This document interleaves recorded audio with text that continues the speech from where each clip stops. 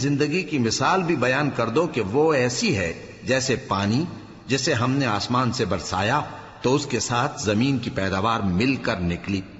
پھر وہ چورا چورا ہو گئی کہ ہوائیں اسے اڑاتی پھرتی ہیں،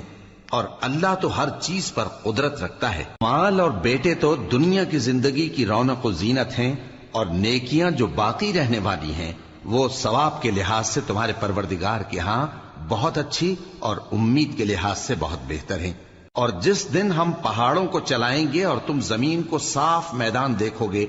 اور ان لوگوں کو ہم جمع کر لیں گے تو ان میں سے کسی کو بھی نہیں چھوڑیں گے، اور سب تمہارے پروردگار کے سامنے صف باندھ کر لائے جائیں گے، تو ہم ان سے کہیں گے کہ جس طرح ہم نے تم کو پہلی بار پیدا کیا تھا اسی طرح آج تم ہمارے سامنے آئے، لیکن تم نے تو یہ خیال کر رکھا تھا کہ ہم نے تمہارے لیے قیامت کا کوئی وقت مقرر ہی نہیں کیا، اور اعمال کی کتاب کھول کر رکھی جائے گی تو تم گناہگاروں کو دیکھو گے کہ جو کچھ اس میں لکھا ہوگا اس سے ڈر رہے ہوں گے، اور کہیں گے ہائے شامت، یہ کیسی کتاب ہے کہ نہ چھوٹی بات کو چھوڑتی ہے نہ بڑی کو، کوئی بات بھی نہیں مگر اسے لکھ رکھا ہے،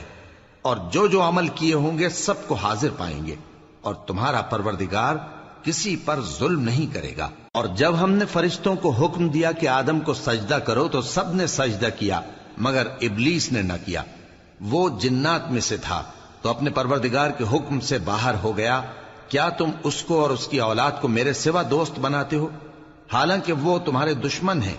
اور شیطان کی دوستی ظالموں کے لیے اللہ کی دوستی کا برا بدل ہے۔ میں نے ان کو نہ تو آسمانوں اور زمین کی پیدا کرنے کے وقت بلایا تھا اور نہ خود ان کے پیدا کرنے کے وقت، اور میں ایسا نہ تھا کہ گمراہ کرنے والوں کو مددگار بناتا۔ اور جس دن اللہ فرمائے گا کہ اب میرے شریکوں کو جن کی نسبت تم معبود ہونے کا گمان رکھتے تھے بلاؤ، تو وہ ان کو بلائیں گے مگر وہ ان کو کچھ جواب نہ دیں گے، اور ہم ان کے درمیان ہلاکت کی ایک جگہ بنا دیں گے، اور گناہگار لوگ دوزخ کو دیکھیں گے تو یقین کر لیں گے کہ وہ اس میں پڑنے والے ہیں، اور اس سے بچنے کا کوئی راستہ نہ پائیں گے۔ اور ہم نے اس قرآن میں لوگوں کے سمجھانے کے لیے طرح طرح کی مثالیں بیان فرمائی ہیں، لیکن انسان سب چیزوں سے بڑھ کر جھگڑالو ہے،